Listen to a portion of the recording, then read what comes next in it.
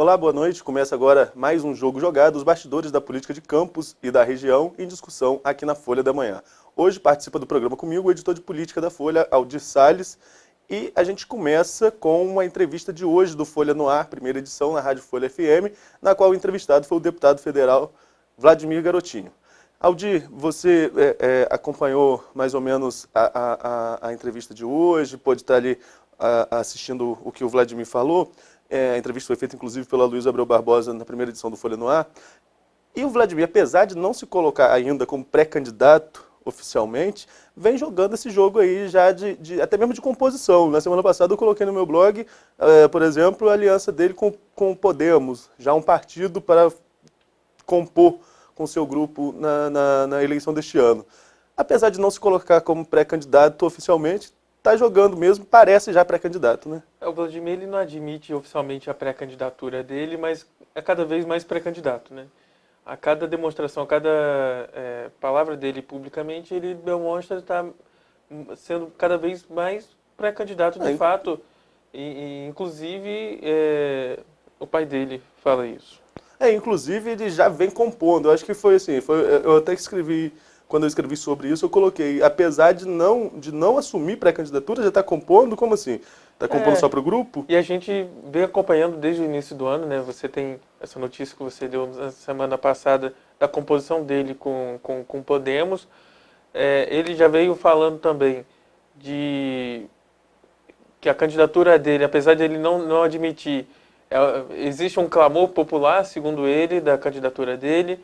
E também, em outro momento, ele já falou também deixar para depois dos royalties, do julgamento dos royalties no STF, a decisão sobre bater o martelo sobre a pré-candidatura dele ou não. Quer dizer, a cada declaração dele, ele dá uma pista do que parece ser inevitável. A pré-candidatura do grupo do ex-governador Antônio Garotinho vai ser o Vladimir Garotinho. Agora, é até interessante falar do ex-governador Antônio Garotinho, porque começou a circular em alguns grupos, algumas coisas, que o Garotinho poderia ser candidato. É bom lembrar que o Garotinho não pode nem votar, quanto mais ser votado, né? É uma coisa que a última condenação, no caso, aquele caso do desvio da saúde, que ele foi 234 milhões dos 234 milhões da saúde. Então ali ele está impedido, inclusive, de votar. O nome dele, inclusive, está no cadastro dos inelegíveis no CNJ. No CNJ, e a situação do título de eleitor dele ainda até hoje, suspenso. Eu posso falar por hoje, a gente não sabe, pode ter um recurso ali na frente. Agora o Vladimir também fala de uma participação, de como seria a participação dos pais dele, melhor dizendo, num eventual governo Vladimir Garotinho, caso ele seja candidato e caso seja eleito. Né? Ele nega veementemente que o pai e a mãe iriam compor eventualmente um governo dele. Não descartou de pedir o auxílio, né, dicas, conselhos, até pela experiência dos dois, mas ele disse que não será, tanto o Garotinho quanto a Rosinha não serão secretários, não terão cargos no eventual governo do Vladimir. Agora, um outro ponto também nessa entrevista interessante foi com relação ao G8. Né? O Vladimir fala da composição do G8 com Caio Viana. Ele afirma isso, que o G8 está com Caio via Rodrigo Bacelar, o deputado Rodrigo Bacelar. Embora ele diz que não é mais G8, é G5, mas ele faz alguns comentários sobre isso. Diz que o G8 foi governo por 3 anos e agora, no finalzinho do governo, por questões políticas, segundo o deputado Vladimir, racha com o governo nesse impasse aí da questão do orçamento. Ele fala isso, Aldir, no momento em que ele comenta a questão do acordo da oposição com o governo na votação do orçamento. Né? Também, na medida que vai passando o tempo, a gente vem acompanhando uma escalada das ações do Vladimir, das declarações do Vladimir, tentando atingir o outro pré-candidato, o Caio Viana. Não só o Vladimir, Rafael também vem fazendo isso, Juliano também vem fazendo isso. É claro, porque o Caio, a estratégia do Caio até agora é ficar quieto. Inclusive, não tem respondido às nossas tentativas de entrevista na Folha FM. O Vladimir criticou isso, inclusive. Inclusive, também. Foi tema da entrevista de hoje também isso. Então, claramente, a estratégia do Caio é ficar quieto, apostar na baixa rejeição que aparentemente ele tem, e na popularidade do pai dele, o Arnaldo Viana. Porém, os outros pré-candidatos têm os pontos fracos nos pontos fracos do Caio, agora a oportunidade de começar a tirar ele desse escuro, né, vamos dizer assim, acender a luz em cima do Caio para essas outras questões. E o Vladimir vem também com o tempo aumentando sua escalada de declarações, ataques contra o Caio Viana, que não tem respondido. Não, a estratégia de Caio é o silêncio, pelo jeito, né? A gente já tá batendo nisso há algum tempo. Agora, só voltando um pouco essa questão do G8, o Vladimir é muito claro na entrevista ao dizer que há uma ligação entre o G8 e Caio, na visão dele, e essa ponte seria o Rodrigo Bacelar, né, que, como a gente já falou aqui em outras oportunidades, estaria aí fazendo essa articulação de bastidor, um jogo que ele joga muito bem, diga-se de passagem, né? Sim, desde lá da festa de Santa Amaro ficou bem claro se não ligação direta, mas essa aproximação, sim, do Rodrigo Bacelar e do Caio Viana com alguns vereadores do G8. Aí, inclusive, o Vladimir faz um desafio ao G8, digamos assim, né, nessa entrevista de hoje, que ele disse que se o G8 realmente rachou com o governo, por que não assina a CPI da saúde?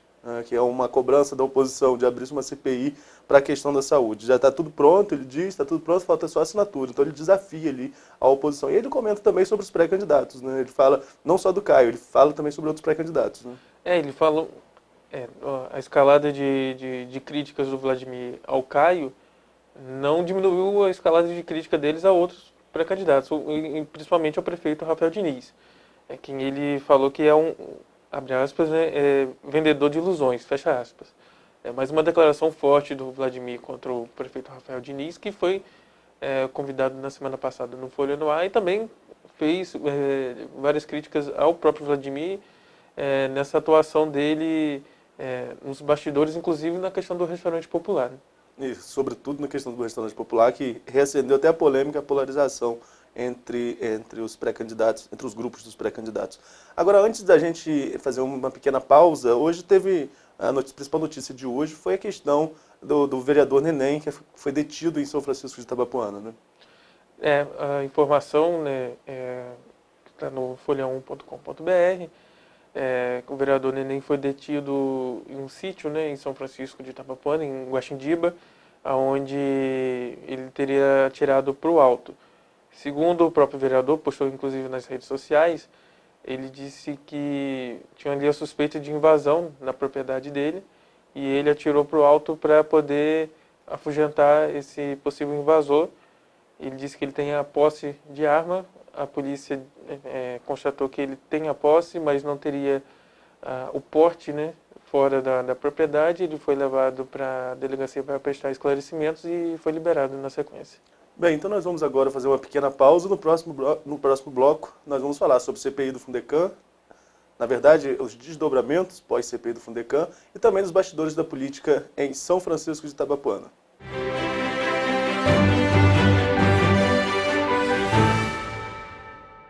No aniversário de Campos, um presente para você. Folha FM 98,3.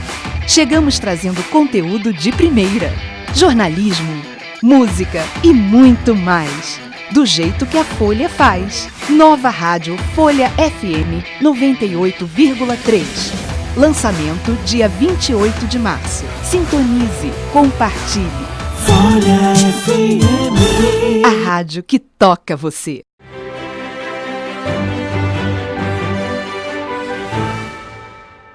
Estamos de volta com o Jogo Jogado, hoje aqui comigo, o editor de política da Folha, Aldir Salles. Estamos falando sobre os bastidores da política de Campos e também vamos falar sobre a região, sobretudo São Francisco, que vai estar em pauta nesta semana no Folha no Ar, primeira edição, na Rádio Folha FM, a partir das 7 da manhã.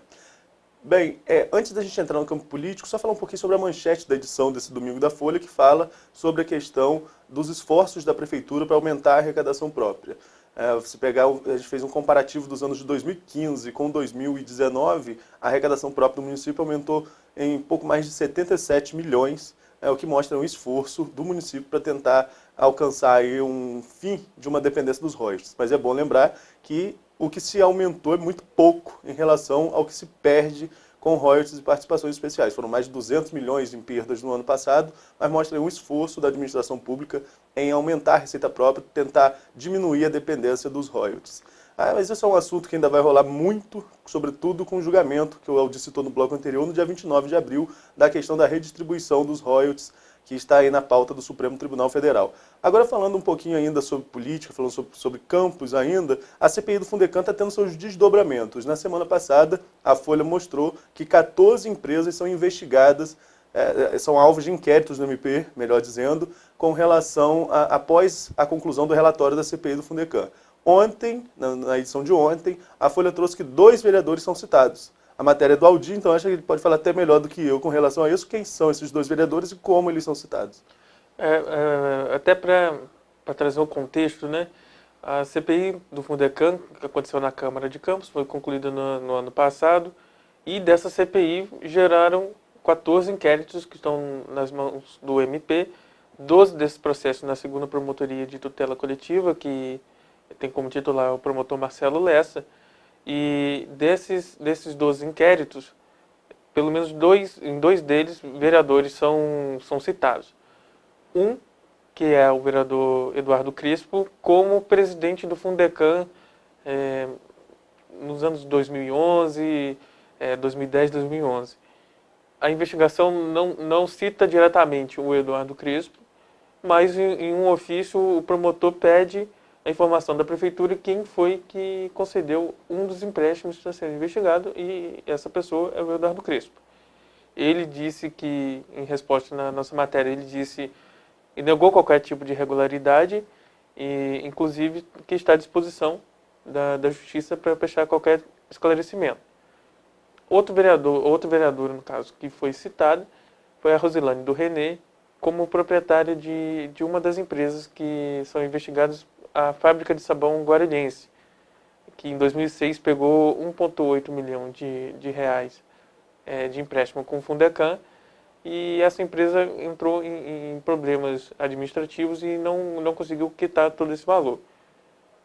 A Rosilane e o marido dela, o René Siqueira, que são os proprietários dessas empresas, eles falaram que não eram donos da empresa na época do empréstimo, que eles pegaram essa fábrica em 2013, e citaram que a família Pita seria a dona dessa empresa no ato do empréstimo. Por sua vez, a família Pita também respondeu à nossa reportagem, reconheceu que houve a dívida, mas que como a empresa foi vendida, a dívida também passou para os atuais proprietários, e que os dois, tanto a família Pita quanto os atuais proprietários, tentam negociar essa dívida com a prefeitura. Além da Fábrica de Sabão Guarulhense, a reportagem mostrou que essas outras empresas pegaram empréstimos de 2005 a 2011, que são alvo dessas investigações do MP, que estão ainda muito na fase inicial, né? Começaram todos no finalzinho do ano passado, e lembrando que o inquérito ou a investigação do Ministério Público não quer dizer que ninguém é culpado ou inocente. Ele está bem no começo, como aconteceu naquele caso dos ônibus, né? Dos empréstimos dos ônibus, que a grande parte desses empréstimos não foram pagos pelas empresas de ônibus, que compraram os veículos para o sistema de transporte público, mas no ato da investigação, inclusive o promotor Marcelo Lessa, ele não conseguiu visualizar na apuração irregularidade na compra dos veículos, na concessão de empréstimo e na compra dos veículos. E, enfim, tem muita coisa ainda, tem muita água para rolar debaixo dessa ponte aí. Agora, quando a gente fala desses empréstimos, a gente pode citar valores também, né? Hoje, você lembra o valor corrigido em quanto que está? Cerca de quanto? São cerca de 148 milhões, aproximadamente. Só nesses 14 contratos? Desses 14 contratos. 148 em valores corrigidos ou 148 em valores da época? Em valores corrigidos.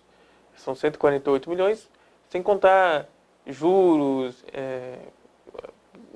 desdobramentos depois dessa dívida, né? E, inclusive, o relatório da CPI cita outras empresas, mas foram 14 que foram alvos dessa CPI, desses inquéritos, por suspeita de irregularidades na concessão do empréstimo. Agora, um outro tema que volta à pauta, sobretudo nessa semana com força, no Folha no Ar, primeira edição, é a política de São Francisco de Itabapoana, né?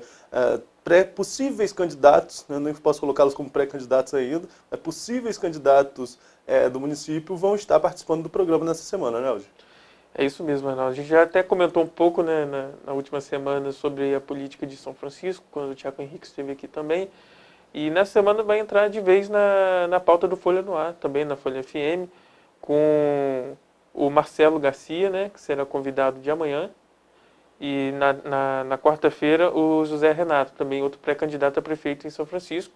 A Francimara Barbosa Lemos, a atual prefeita, também foi convidada, mas está ali vendo a questão de agenda. A gente já convidou ela de outras vezes, mas a agenda nunca bateu, mas a porta está sempre aberta. Agora, o interessante dessas duas entrevistas, aí eu posso falar um pouquinho desse jogo lá de São Francisco, o interessante dessas duas entrevistas é que um dos dois provavelmente será o candidato do grupo do ex-prefeito Pedrinho Xerém.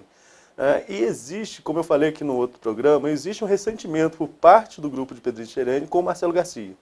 Marcelo, ele está no PSDB, acredito que ainda esteja no PSDB, mas assim, foi candidato a prefeito pelo PSDB em 2016 e a candidatura dele é vista como o fiel da balança que deu a vitória a Francimara por 111 votos, 113 votos, estou na dúvida agora com relação ao número, mas não mais que isso.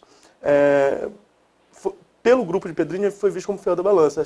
Eles acham que, o grupo acha que se o Marcelo não fosse candidato a prefeito, o Pedrinho poderia ter sido reeleito naquela campanha de 2016.